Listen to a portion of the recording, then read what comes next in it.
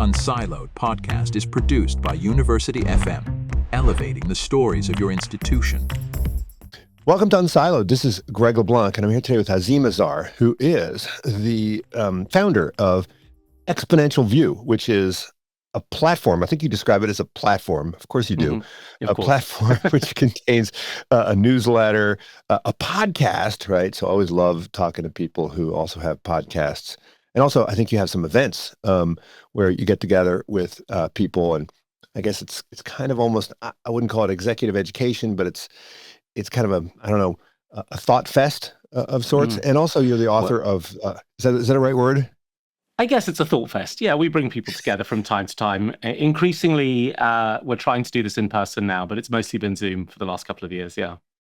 Yeah, I mean, there is something about the in-person, even though we live in this digital world, which we can talk about. But you're also the author of this book called The Exponential Age, How Accelerating Technology is Transforming Business, Politics, and Society. And I think this sort of summarizes a lot of what you've been thinking about and talking about. I know you built on it since, and there's been plenty of developments. I mean, I feel like a book like this, you need to write it in, erasable ink, just because Absolutely. everything's happening so quickly. But even though the specifics of the technology that we're seeing are changing, and the examples and references that you would put in the book would presumably be different, the underlying phenomenon is really constant here. I mean, it's the same. The underlying architecture of what we're seeing happen in the world. If anything, it's sped up, but of course the book predicted that things would speed up. And look, there's been a whole movement, Singularity University, Ray Kurzweil, I know you talk about him. His entire enterprise is built on the concept that we are now in an exponential age. And we had sort of a linear age before that. Most of the economic historians who are trying to understand the Industrial Revolution have been contemplating these issues of what perpetual economic growth looks like, why it happened, what's different about the modern world. But they kind of see this breaking point as happening somewhere in like the 18th century with the invention of the steam engine.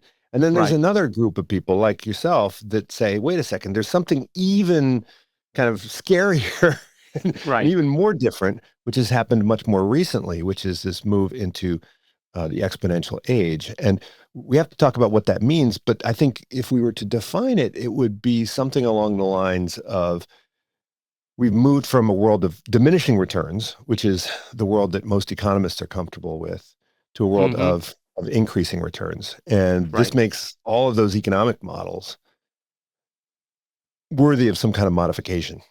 The other point I think you're making is that technologists focus on the technology, and they fail to account for what you call the exponential gap, which is the gap between the technology and the organizations, the human organizations that are managing this and dealing with it and so forth. And I've talked a lot about corporations, but you talk about corporations, you talk about courts and governments and regulatory bodies, educational institutions, and everything else. I may have even talked about the dinner table as well, I think, and how, what are the rules about checking TikTok at dinner? Because my parents didn't have any rules around that question.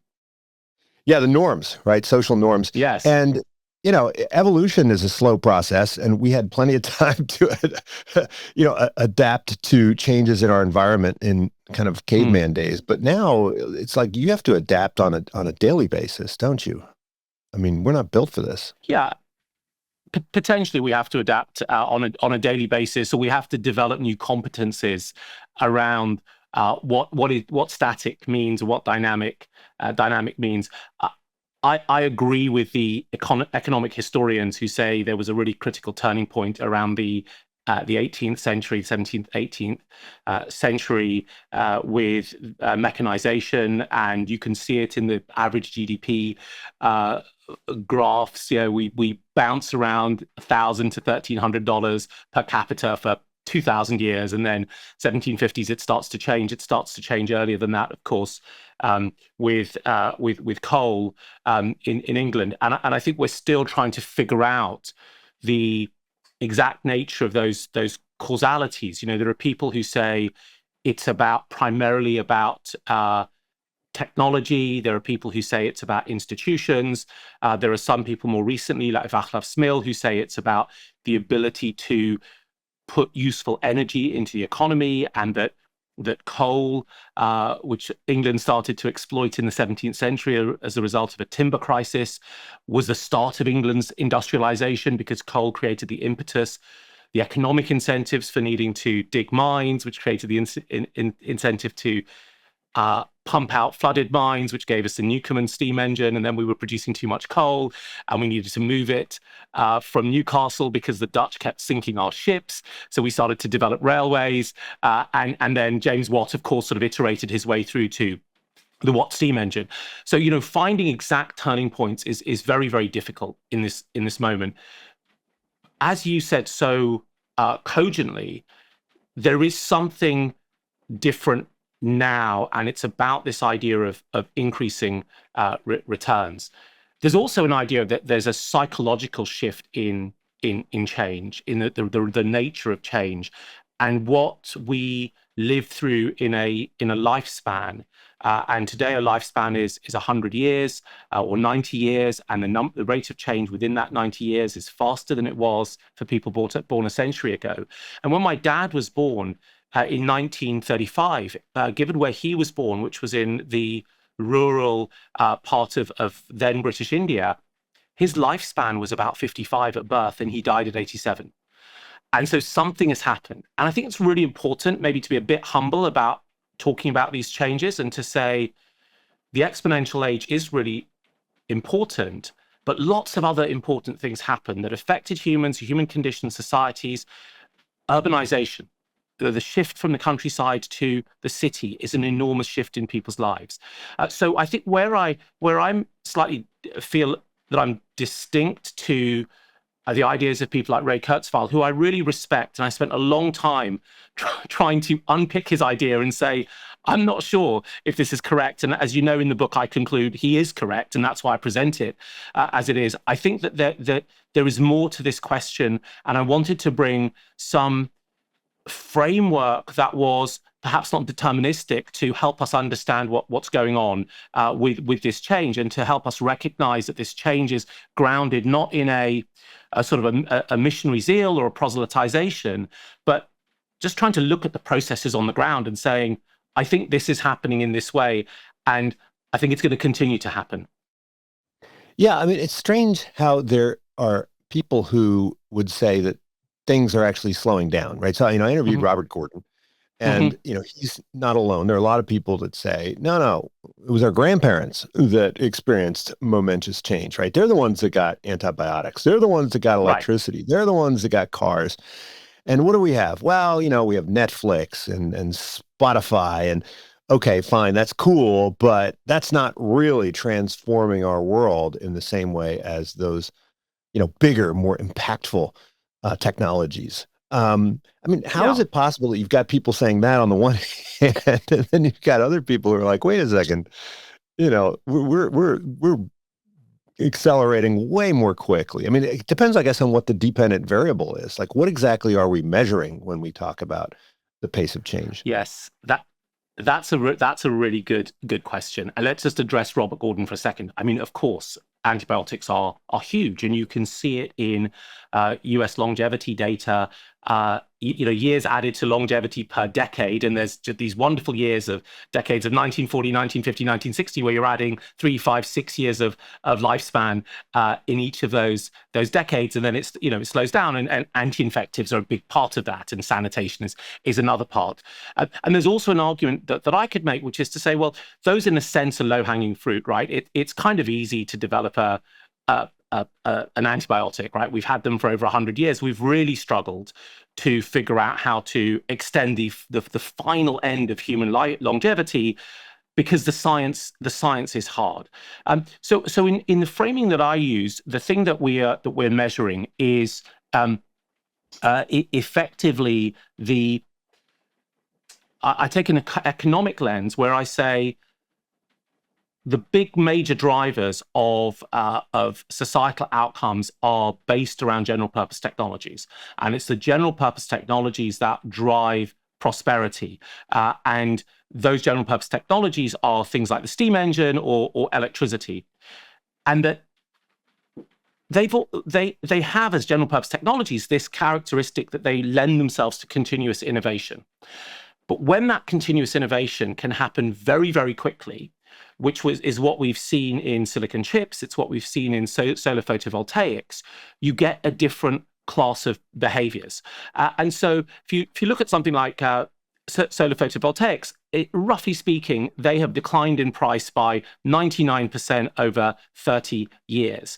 And what that means is that they're incredibly cheap, and because they're cheap, they're going to be used everywhere.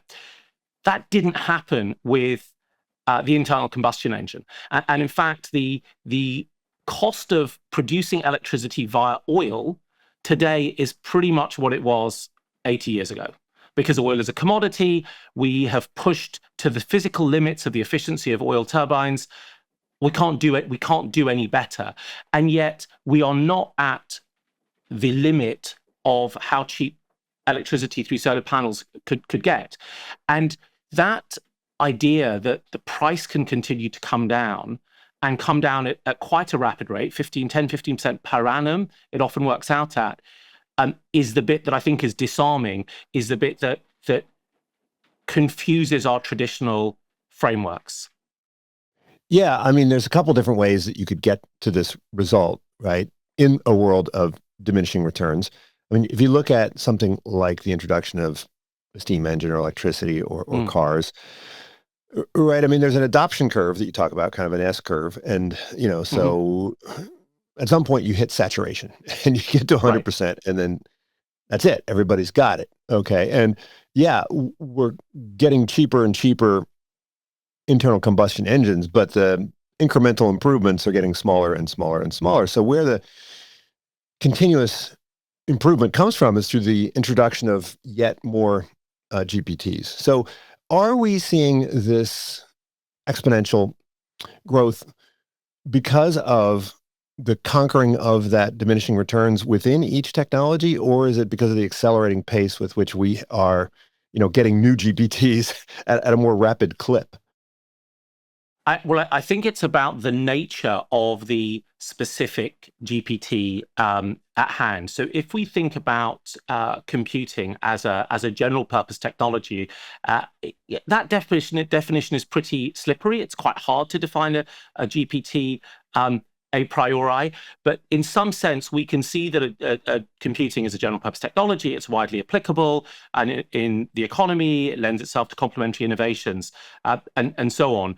And the way we can measure the mass, the force of computing in the economy is a number of different ways. You could count the number of computers. You could count the computing capability of those computers. And over my shoulder, we have a ZX81 from 1981, which had 1 kilobyte of RAM. And on the other shoulder is my BBC B Micro, which has 32 kilobytes of RAM. And I'm talking to you on a MacBook Pro, which has 36 I'm going to say gigabytes of RAM. How much RAM does it have? Let me just check.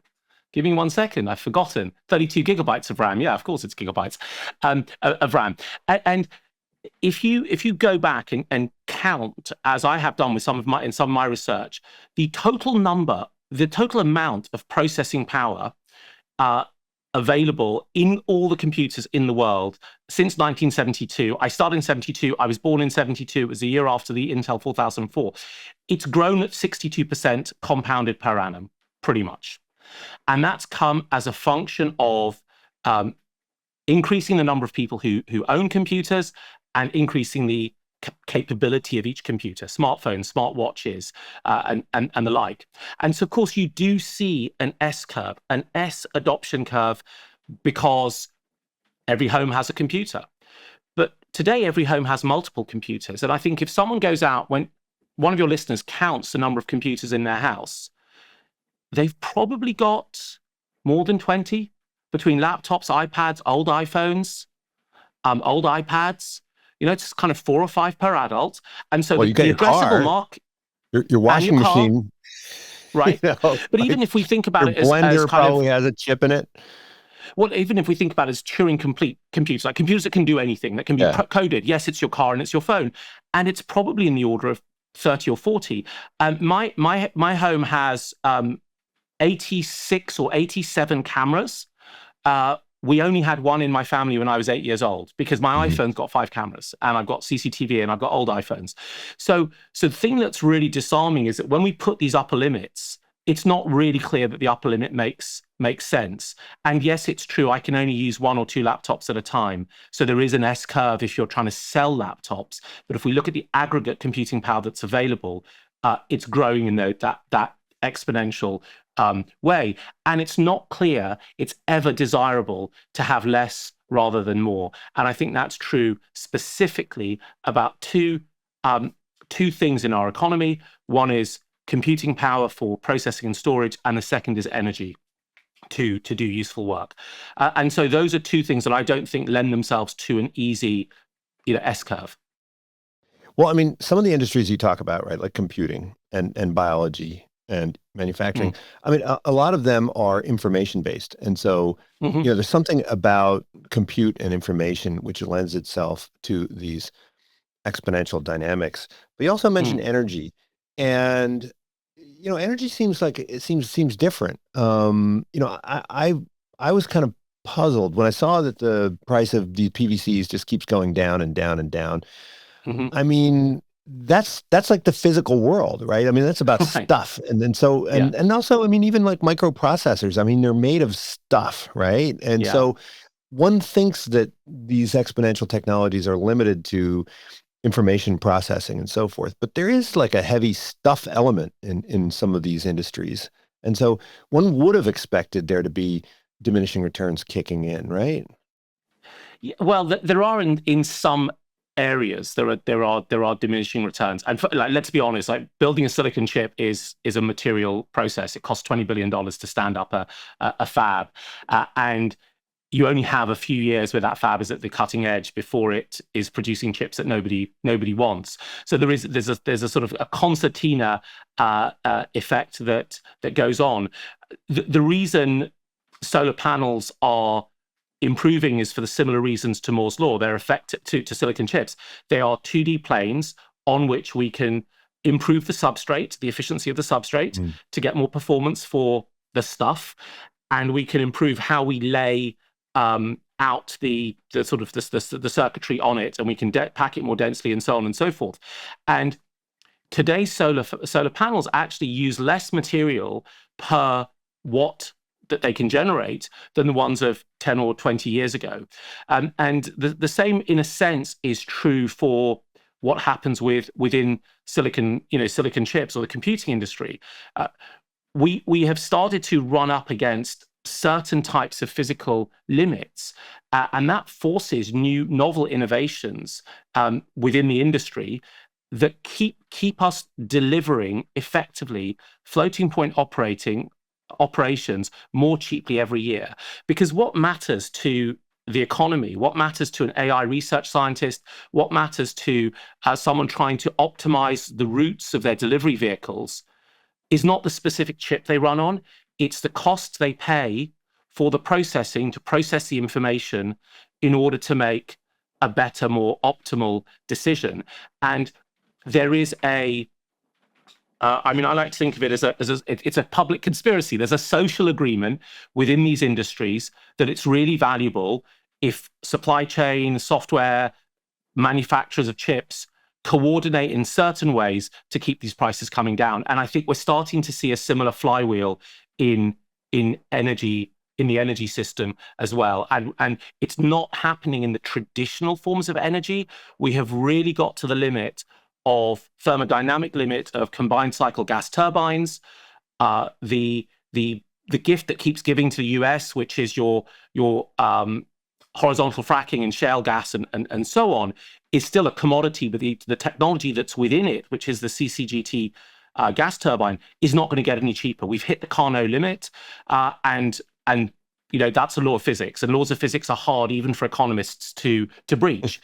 Within solar photovoltaics and within batteries, we are where chips were 20, 30, 40 years ago. I mean, there's just years to run of materials innovation, manufacturing innovation, architecture, design, of improved, consistent improvements, right, well before we reach the limits of the physics. Now, I think somewhere you're described as a futurist, and I think this is kind of a precarious profession, right? I mean, Terrible question. it's making forecasts is a great way to ruin your reputation. But I mean, we all have to make forecasts. I mean, I teach a course Right. on competitive strategy, and of course, we look at cases from the past, but for the purpose of being able to predict the future. I was just yesterday in my class where I quoted the famous strategist, Canada's most famous strategist, Wayne Gretzky, who said, Ah, you don't yes, want that's right. yeah, you don't want to skate to where the puck is. You want to skate to where the puck is going to be. Mm. But oftentimes what people do is they just extrapolate, right? So they say, well, let's look at the past and then just, extend it out into the future. And of course, this is a horrible way to forecast, right? You have to have some structural story. And people have been really bad at forecasting, particularly in domains where there is an exponential element, because as you said, you make the tiniest change in your assumption and the impact is going to be, really, really different. So how Hmm. does one, go about forecasting the future in this world? Well, there's a quick way and there's the harder way. The quick way, the one I mostly use, is 30% per annum, and I'll just say it'll be that. It often ends up like that. So I think one of the reasons why the forecasts are so poor, the projections certainly that come from, in particular, sort of energy agencies and strategy consultancies suggesting how many mobile phones there will be, or what will happen with and the amount of solar or batteries, is that they're heavily, heavily empirically driven. So they have a perfect rear view mirror, and they look in their rear view and they say, oh, well, the road was like that, ergo the road will continue to be like that. And they've stepped outside of the dynamics of these particular products. So, and I think that there's some very, very well-trodden economics that can help us there. So the dynamics of the products are that there's a learning rate. Which it happens in engineered products. Learning rates essentially mean that the more we Wright's law, make, right? Wright's law, Wright's law. Yeah. the smarter we are at making the thing. And simplest example, I was baking bread during COVID. First loaf of bread took hours, destroyed my kitchen, was inedible. Eighth loaf of bread, not a single drop of flour was wasted. Meticulous, and I've gone through the learning rate.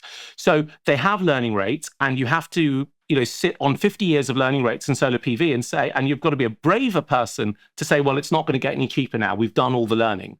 So I think people need to include learning rates. And what learning rates tell you is that the price per unit, given other things going on, is going to come down. When what I was taught in my undergraduate and it's coming economics, down. It's coming down not as a function of time as much as a function of output, right? as a function of output, right?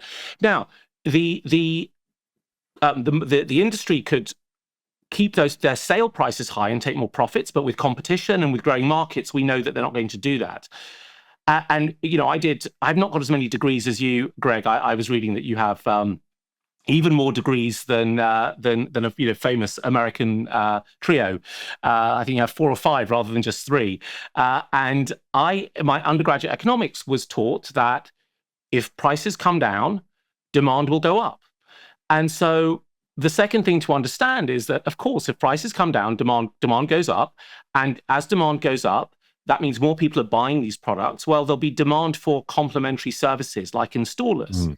And then installers will have their own incentives to do this well, which means next year, everything's a bit more mature, prices come down further, and the market moves on faster than before. And we observed this happening in the computer industry from the late 1970s through to today. And I think that not having that feedback loop and insisting on purely looking in the rearview mirror, counting how many orders you can see on an order book, means that you don't capture this underlying dynamic. And so the models that I build are largely built on making some assumptions about what the elasticity of demand is going to end up being. And occasionally there is a choke in the supply, right? You couldn't get the physical material you needed to melt, or you couldn't build the factory in time, or a super tanker clogged up the Suez Canal, whatever it happens to be. But but it's very rarely that your supply constricted for long, because the cure for high prices is high prices. And so that's the way I start to think about these things. And I'm really, really schooled in this from having watched some of the world's best venture capitalists and entrepreneurs build technology businesses and invest in them from the mid-90s through to today, where that thinking is perhaps not as articulated in this way, but that's what's going on in their heads.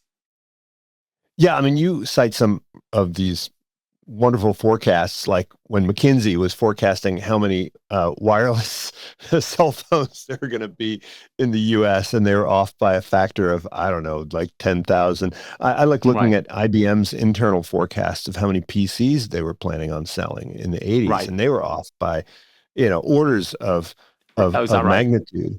Yeah, but look, you might not have a lot of degrees, but you got a 3-in-1 degree because you studied PP&E, right? Right. And I remember when I was a kid, I really, really wanted to study PP&E, and unfortunately, in the U.S., they didn't offer this degree, right? You have to go to the UK to get this, and so that the E and the P are very tightly related, and all of these things you're talking about, competition and so forth. I mean, they're a function of the political regime, and here in the U.S., where a lot of this stuff is happening, I mean, I just read this morning that the market cap of NVIDIA is bigger than the market cap of the entire German and Italian stock exchanges combined. Yes, but who has better cathedrals, the Italians or NVIDIA?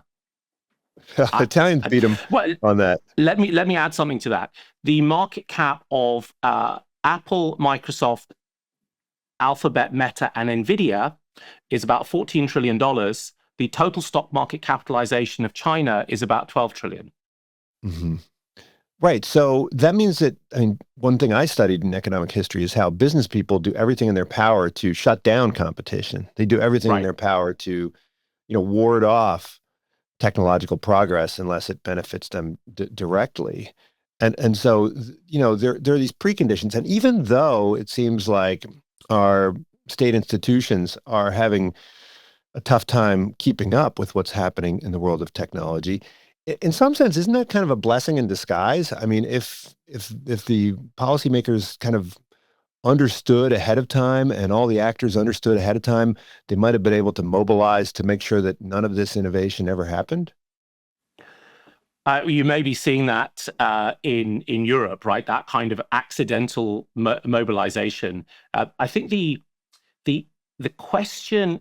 The issue that you end up with is the dynamics that I describe, which I think are incredibly powerful. They're optimistic dynamics. We can start to, through the application of learning, that's knowledge, get more from less. We can make technologies that are extremely valuable, affordable to people all over the world, not just the wealthy.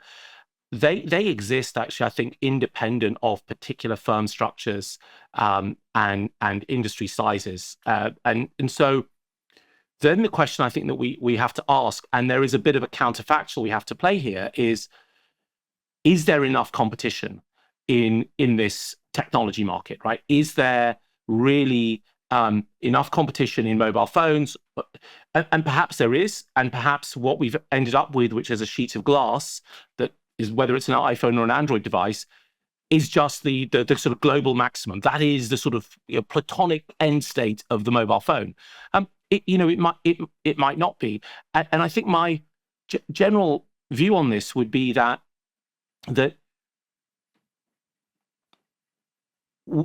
we don't necessarily, we have a sense from both theory and history that too much power will tend to not benefit the public. And I think a great example, I didn't write about this too much in the book, but it's coming out now much more, is Google's control of the many parts of the digital ad market, where Google ends up controlling the information that buyers see, the information that sellers see, and the matching.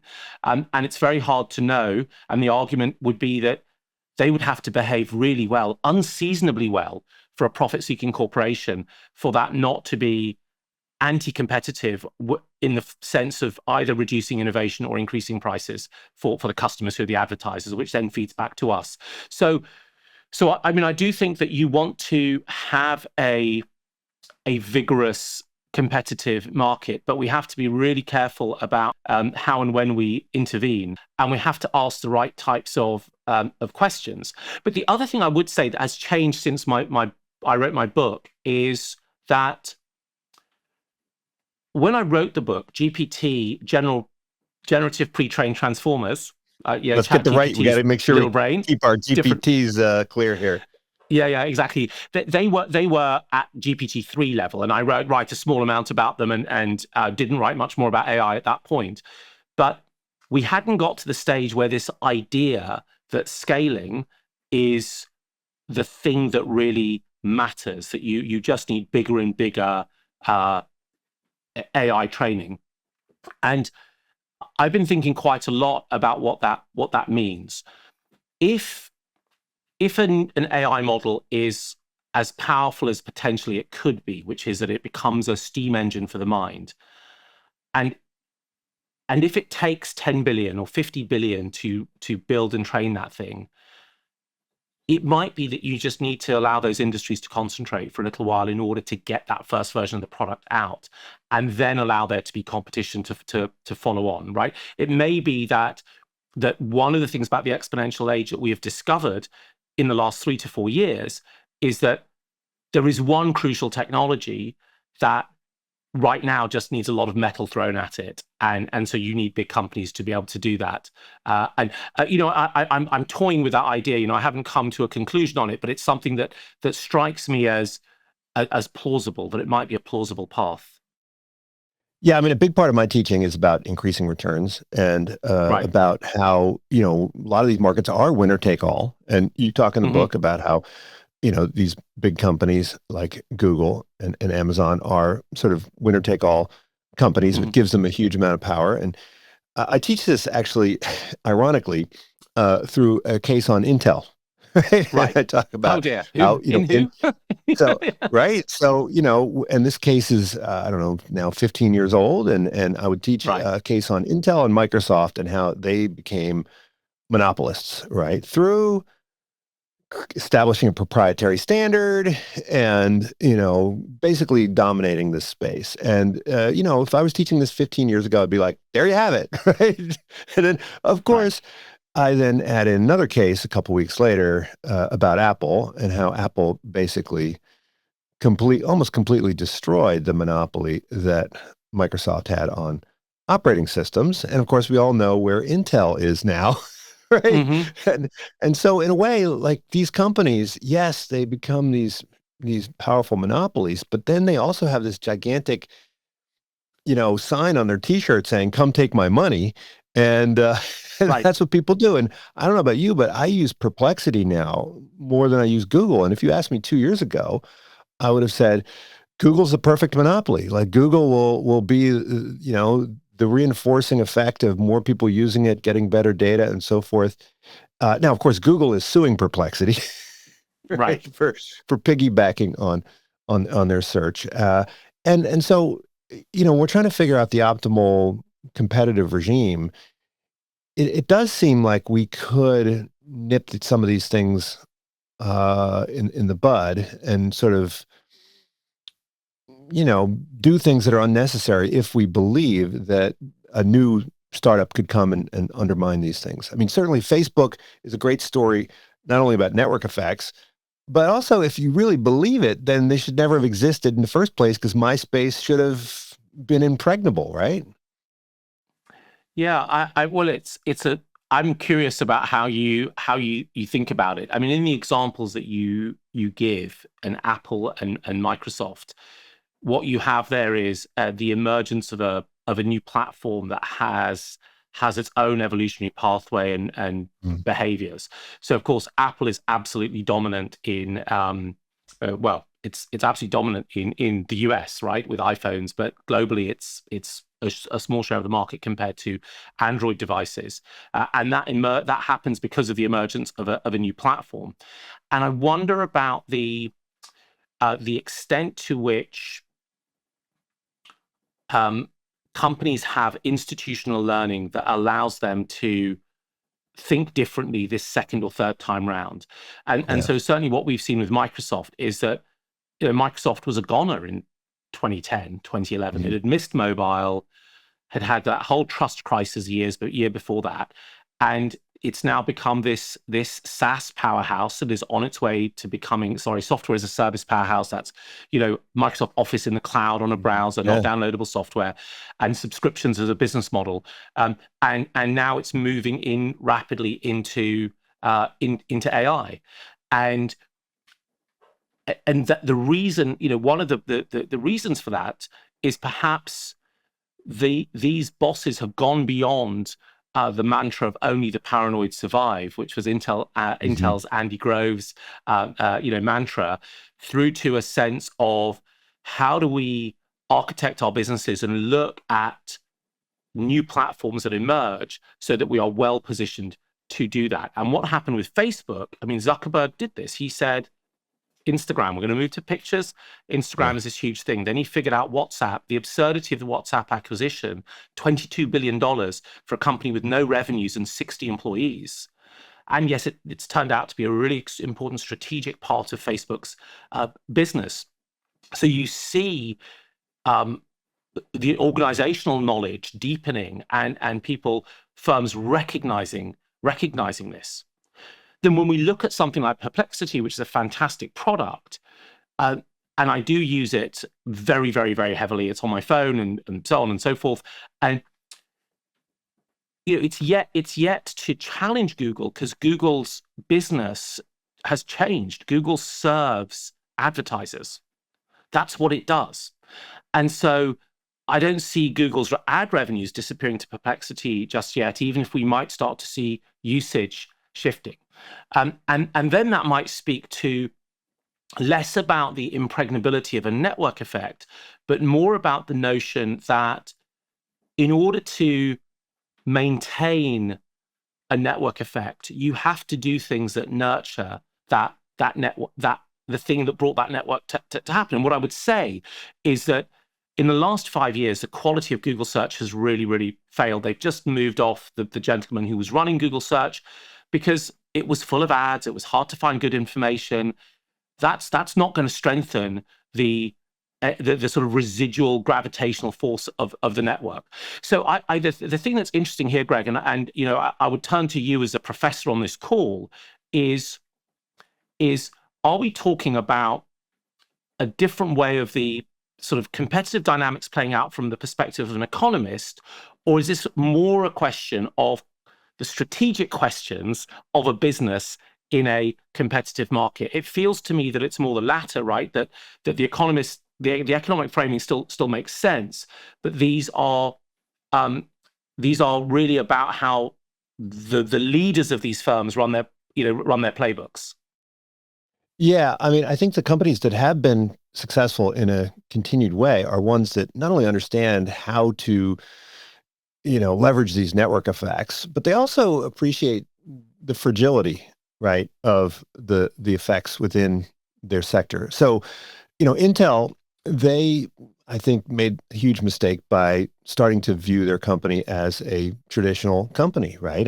They were run by an MBA at some point, I have to say, an MBA who went to my school, right? I think,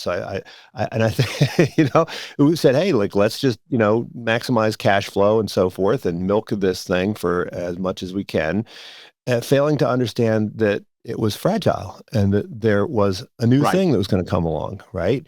And I think that, Microsoft was doing the same thing under Ballmer. It was sort of saying, let's just milk this thing and not think about how vulnerable we actually are to technological disruption. So, I think that it's a terrible thing for me to say as a professor of business, but oftentimes it's the business people that fail to see what's happening, right, and fail to anticipate the changes that are coming down the road. And it's often the technologists that are in a better place, even though they might not have the frameworks that the business folks have. we're in a really exciting moment, though, and I think that moment is about artificial intelligence as a general purpose technology. So GPT squared, the GPT is a GPT, and what I think that does is it creates a huge opportunity. And I think the thing that listeners have to hold in their heads is that you could go and invest in a company that has missed the boat of this, like Intel, and you could still do quite well relative to the rest of the S&P 500 because Intel's share price is beaten up, and the market is growing so fast. They're bound to be able to find a couple of niches that will expand, and they will do well. But the really interesting picture, I think, is what happens when you have a new general purpose technology find its way into the economy, and who are going to be, a massive .com success, if you'd asked anyone to in 1996, would have been AOL and Comcast. These were companies that were doing super well, right? Because everyone needed an email address, and it was AOL, and everyone needed pipe, and that was Remember Comcast. Global Crossing? Global Crossing was another big one. Global Crossing, all these Exodus, all these people like that, right? And it takes a bit of a while to actually play out. And I think the thing that is really interesting, and where I spend my time now, is making sense of what an economy with AI in it really looks like. And it's very hard to go and find the good theory for this, partly because the theory that comes from the technologists and the sci-fi authors they read and the economists is often quite detached, and so you need to do it through practice, and that is a very different world to even the world that I wrote about 5 years ago in my book, which is still excellent and highly relevant. But how the detail of the evolution of firms within industries, the evolution of the economy overall, will actually play out is starting, I think, to become a little bit clearer, or at least we have more clarity on the questions we should be asking. Right. So in other words, there's going to emerge this AI stack, right? And everybody talks about the AI stack, and you've got the general purpose stuff at the bottom, the foundation models, and then you start having these vertical applications, right, that kick in. But I always wonder, you're probably going to see a much bigger impact on the users of these tools and not the producers of these tools, right? So if we wanted to place a bet on, where the money's going to be made in electricity, it wasn't in the, Con Edison, right? It was in Ford, right? It was in the companies that were, leveraging electricity to do things in new ways, right? So, I'm not going to invest in a photovoltaic cell manufacturer. Right? And I think this is where there's some detail that you have to unpick, right? So why is a photovoltaic cell manufacturer so different to NVIDIA, right? Because they're both making the sort of the meat for the AI burger or the solar burger, and they're different because the amount of connectedness between NVIDIA's roadmap and what they deliver and what actually gets delivered as value is much tighter than within the solar photovoltaic cell manufacturers. And you saw the same thing within computing industry, right? So the people who made the RAM, the memory for computers, never became huge companies, and kind of Intel sloughed off its RAM business because the real value was in making the chips that upon which the operating systems ran, where you had to have a tight relationship with the operating system vendor, and as a result, you could make arguments for having premium pricing on those because your chip would enable new capabilities in the OS that would be premium. Therefore, the chip could also be premium, and so that's why AI looks different as to where the great businesses will be built. The bulk of the value. I think that history has said, as you described, that it's in the usage Ford is really not a story about cars; it's a story about electricity, and using electricity to be able to power the assembly line, and therefore crush the cost of making a car by a factor of 4 in real terms over a 15, 20-year period. I mean, that is electricity plus learning. By the way, just to segue into the things I think about, electricity plus learning is kind of electricity and solar plus AI. Because AI is kind of good at learning. AI tools are good at learning things. And I think that is why the next 20 or 30 years will become so interesting, not merely from an academic perspective, but actually it'll be quite enlivening for people who are living through it and participating in it. Well, I like to say that your superpower is your capacity to learn as a person. But I mean, if we can outsource a lot of this learning to our AI, then do we still need to be, learners? I mean, you talk in the book a bit about, the role of work and workers going forward. And, this is a huge debate. And a lot of people are talking about AI's taking our jobs and so forth. And I think you're poo-pooing that idea somewhat. And I think I think you're generally right to do that. But it is hard to try and figure out exactly what it is that humans provide as a comparative advantage in this new world. I mean, what sorts of things should people be thinking about learning themselves in a world where the software can learn faster than you can? The software can learn faster, and let's assume we can improve the quality for a few more generations.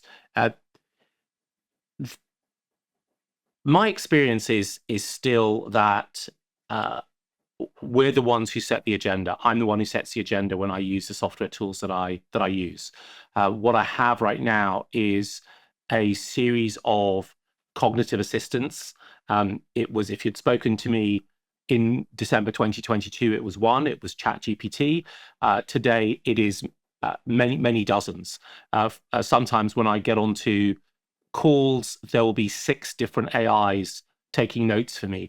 It's as if I'm a law partner and I've got 6 associates, and they're all very good at some things and quite incompetent in others. And then you ask them to go off and have a meeting and sort out their differences and present you with a unified doc, right? Right, that's that sort of thing. Yeah, I have a consensus workflow that does that, right? That puts questions through 5 or 6 different AIs, and they challenge each other, and then it comes out with a result. And interestingly, it's the friction for me to use that workflow is sufficiently high that I will just go off and use Perplexity or Claude because it gets me nearly good enough. So the thing is that we still are the ones who set the goal and finally have the legitimate decision making about what we want out of the process that we're currently running. And I think that when I talk to large organizations, I say, look at the data. When you give AI tools to people, they do their job faster and they perform much better. And there's a great survey from colleagues of mine at Harvard Business School and BCG, which did this. They gave half BCG consultants ChatGPT and half didn't. Those who got it did strategic consulting work at a 25% higher quality and 40% faster. And it's kind of wonderful, right? What organization doesn't want more smart people? I mean, there are some, to be honest, because a lot of managers just want to do what they want to do and they don't want to be challenged, but that's not what high-performing organizations are like. They want people who are more capable, whether that's in their noggin or with their noggin and other tools. But it's not as straightforward a story as that. So 2 wrinkles. Wrinkle number 1, people in the bottom 2 quartiles, which at BCG is still people who've been to schools like Berkeley and Stanford and Oxford, see their performance improve 43%. Those in the top 2 quartiles see an improvement of 17%. So you've got this skill equalization. We see this with technologies all the time. People who have no sense of direction improve with a GPS much more than those who have a sense of direction, right? That's simple. So you then have this issue, which is kind of an internal management issue, which is your high performers are saying, wait a second, I did all those AP classes, I worked weekends, I did this, did that, did t'other. And now my bonus is being outcompeted by some guy using a chatbot. So that's one issue. Second issue is that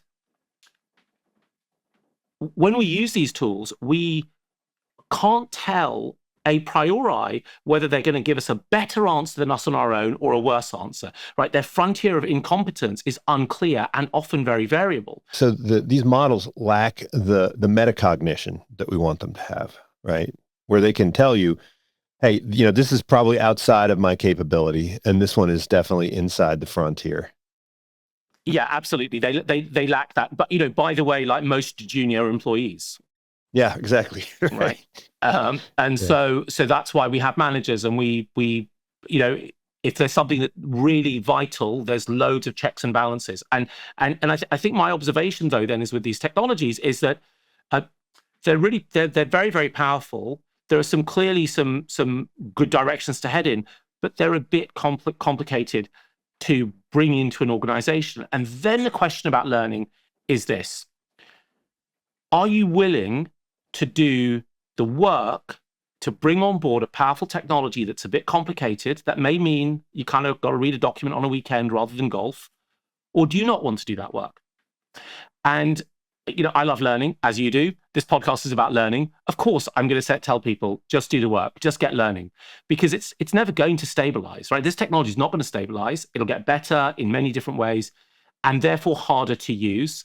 I can drive a Tesla Model 3. I can't drive a V12 Ferrari. I am not good to drive. I'm not a good enough driver to drive a great car.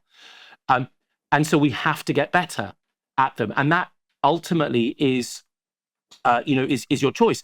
And the thing is, Greg, that we have historical precedent for this. So if you look at companies who in the 70s, 80s, and 90s did the difficult job of getting robots to work in factories and automating their production lines, they outperformed those who didn't, even though the robots were a bit kind of rubbish. And it seems to be because for management, there are many reasons, right? One is that once you get the robots working, they just do their thing very, very reliably. But there's another reason, which I've seen in some research.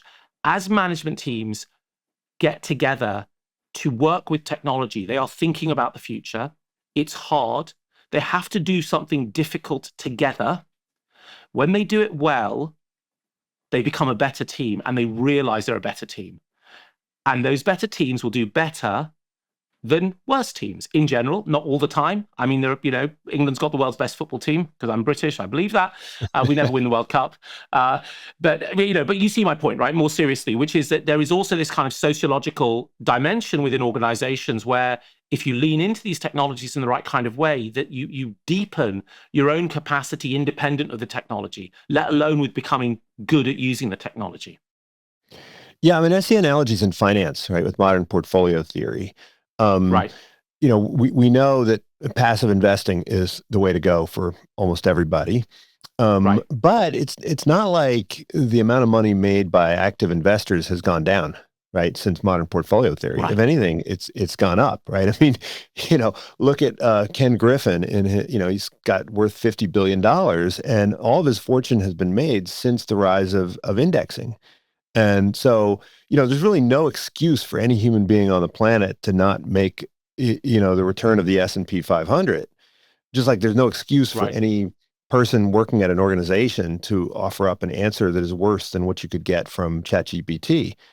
But I think it just puts a premium now on anyone who can sort of, beat the market, right? And so we just need to, redirect our resources to figuring out, like, where are those anomalies? Where are those areas where the market isn't efficient? And can we, exploit them and just double down on investing in identifying those areas where the sort of, passive play is inadequate. And I think, these guys who work at Citadel and whatever, I mean, they use passive tools. I mean, they're not They're not neglecting indexing. I mean, they leverage it in order to make precision bets. But as a teacher, I'm curious about how your practice, your art and science of teaching, your methods and ways. How have you evolved those in order to prepare your students to be great in a world with AI tools that change very rapidly? Well, I think universities are a great example of what you call the exponential gap. I mean, we Right. are way, way behind on trying to figure this out. I mean, I had a colleague who retired recently who said that if you want to learn how to run a railroad, go to a business school, because the MBA program was created back in the days when, you needed executives for railroads.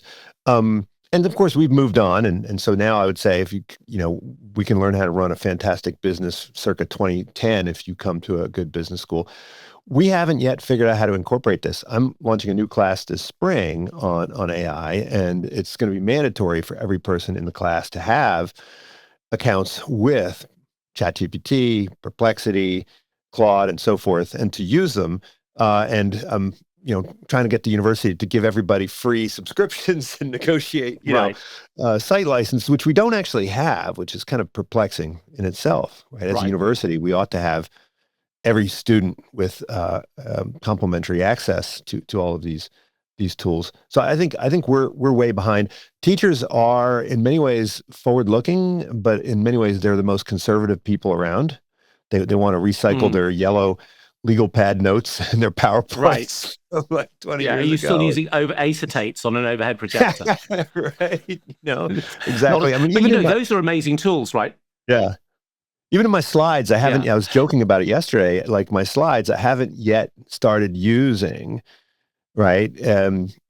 Stable diffusion or any of these things in my slides. I still am going to images.google to go find images, right? So we're very, very slow to adopt, and we learn more from our students than our students learn from us.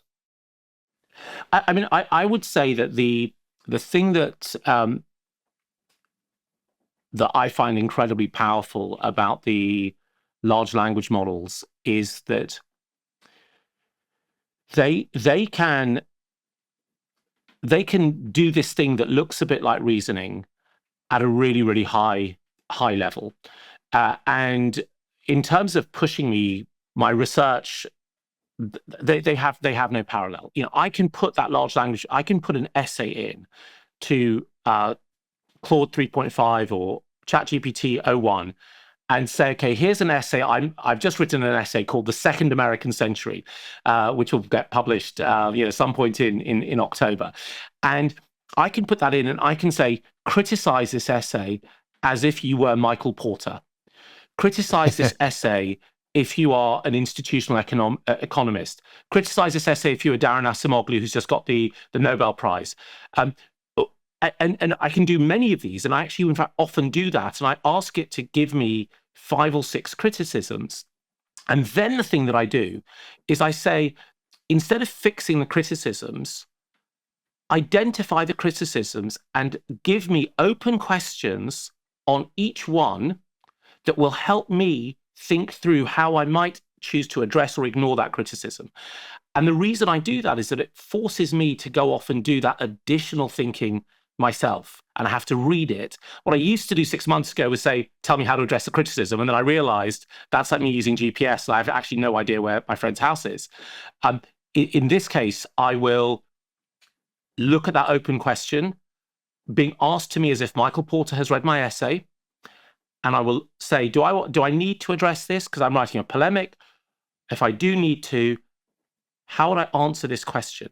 And that is an incredibly powerful, to use a posh word, pedagogical tool for students to have. And I think in this new world, into the exponential age, we all become students, because our world is going to change so rapidly on the one hand, and on the other hand, the cost of being a student is much lower than it ever has been, because I've got a professor in my pocket, and I will continue to learn, and I can continue to actively learn about the world.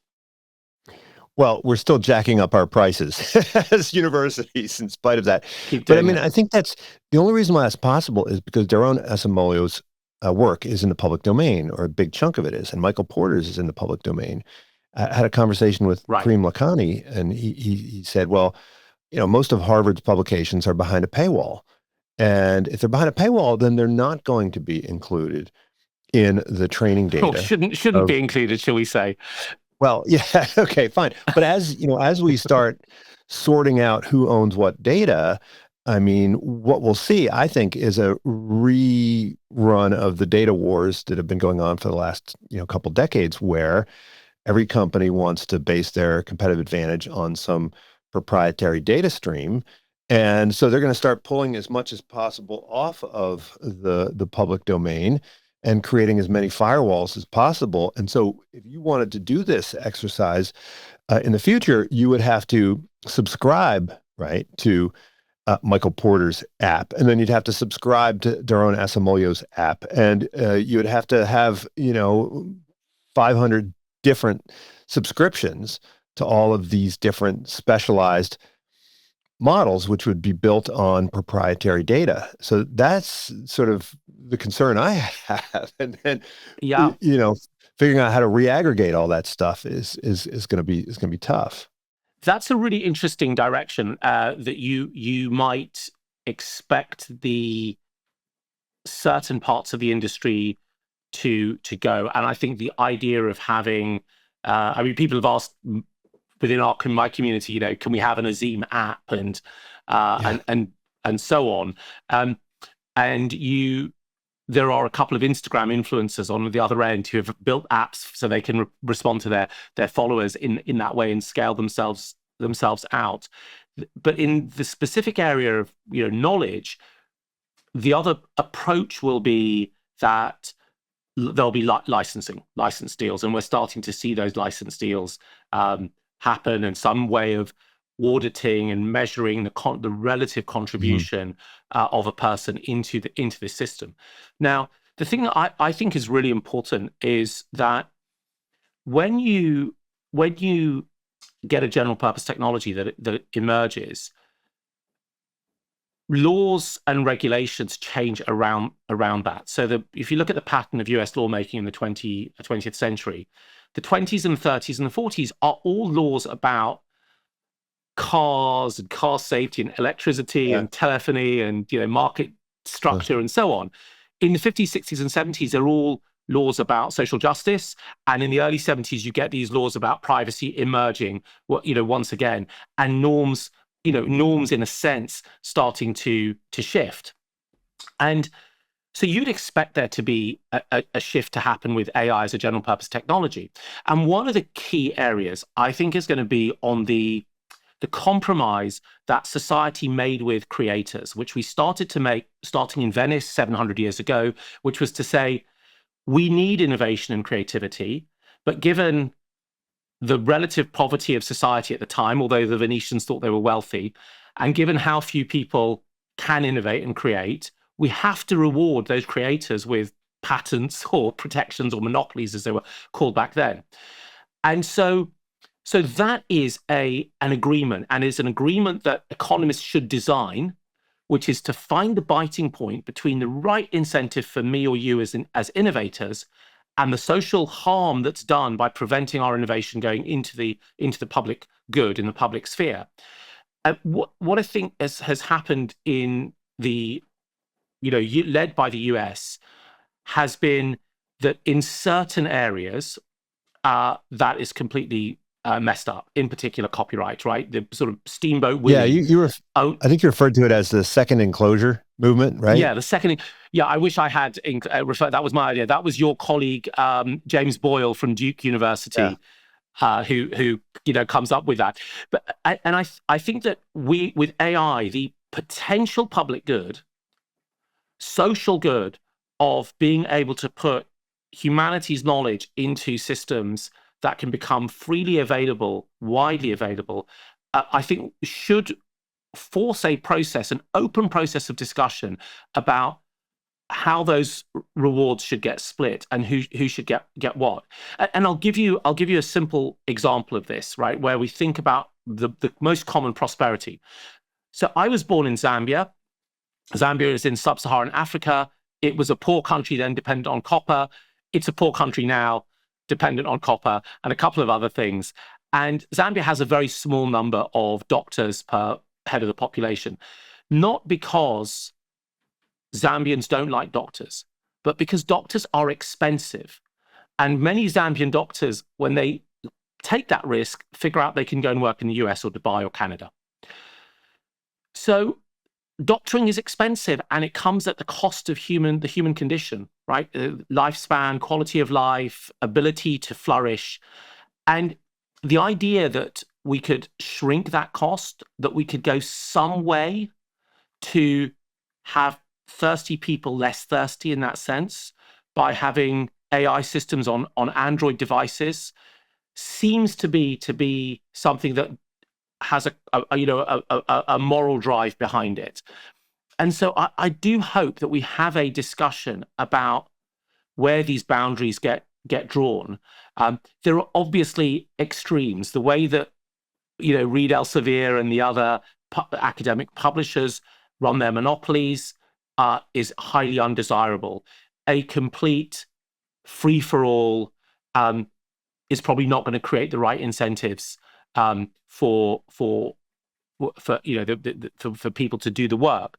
But there seems to me that this technology in particular is crying out for us to redesign those systems so that we can actually take the benefits collectively of what it means to have these geniuses in our pockets. Yeah, I agree. And I think the problem with intellectual property law is that it is written by a very small subset of the people who have an interest in what the law says. And that's just another illustration, I think, of this gap that you talk about, how the technology is happening very, very quickly, and the legal and political and organizational architecture is moving much less quickly. Azeem, thanks so much for joining me. This is great. Book is called Exponential Age. Check out the newsletter, check out the podcast, maybe go to one of these events. Hopefully I will at some point. I appreciate it so much. We'll talk later. Greg, it's been absolutely wonderful to talk to you. Thank you so much. Unsiloed podcast is produced by University FM, elevating the stories of your institution.